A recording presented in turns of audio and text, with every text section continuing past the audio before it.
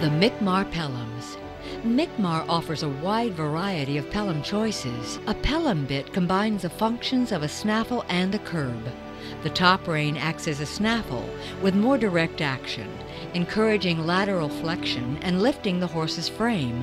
The bottom rein provides a leverage action and activates the curb chain, encouraging vertical flexion and providing more stop. This very useful type of bit allows the rider to finesse their ride better by utilizing different degrees of pressure for control. For riders who prefer using only a single rein, converters work well. A converter is a rounded leather strap that connects the snaffle and the curb reins of the bit to one rein. When choosing a bit, the rider's skill level and the horse's training, disposition, and conformation should be considered. These mouthpieces are designed to be effective without abuse to the horse. The Mikmar standard mouthpiece is wide and flat. It rotates slowly, applying pressure to the tongue, bars, and palate. It rests in a comfortable position in the horse's mouth and offers the maximum leverage available. For instance, if you desire a lot of leverage and need more control, this mouthpiece combined with our 5-inch cheek is an excellent choice.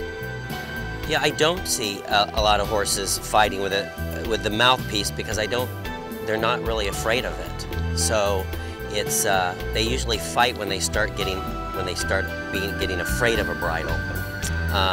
Kevin Babington was talking about his chestnut horse and how the horse is really strong, but if he has too much bridle, he loses the shape of his horse. And he found that with that bridle, he could not only had enough control, but the horse wasn't afraid of it and gave him a beautiful shape in the air. And that's what got me thinking about my one Grand Prix horse.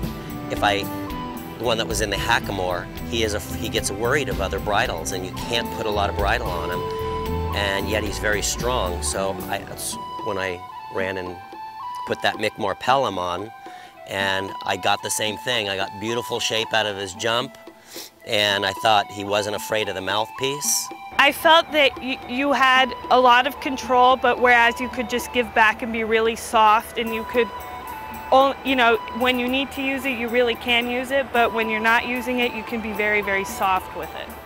If you desire a solid mouthpiece that is milder and more forgiving, yet providing effective results, this is a good choice. I find with these bits, especially like an older horse that say wants to pull, you put it on them and all of a sudden, because of the way it's shaped, they start to froth more at the bridle. They start to kind of soften up to your hand, and they start to want to become, all of a sudden you'll see them, they'll relax their back, and they'll start to want to become connected to the rider. If you prefer a broken style mouthpiece, Mikmar offers the jointed low port. Balance, balance, and balance. Really helps a horse's balance. This, I think, is a little easier to turn a horse in.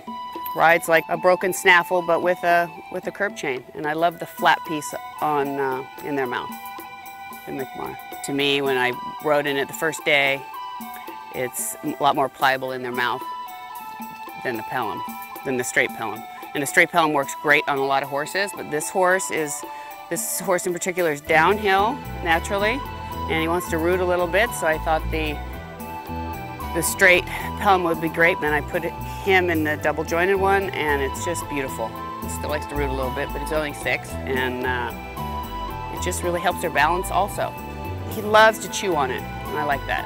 I like the fact that they roll the roller, and the port's a little tiny bit smaller for him if you have a low-palated horse. Broken one, you just get a lot more movement, and you're able to move the bit through their mouth a little bit. And I think some horses will respond to that very well, the looseness of it, and maybe loosen their jaw up and follow it a bit more.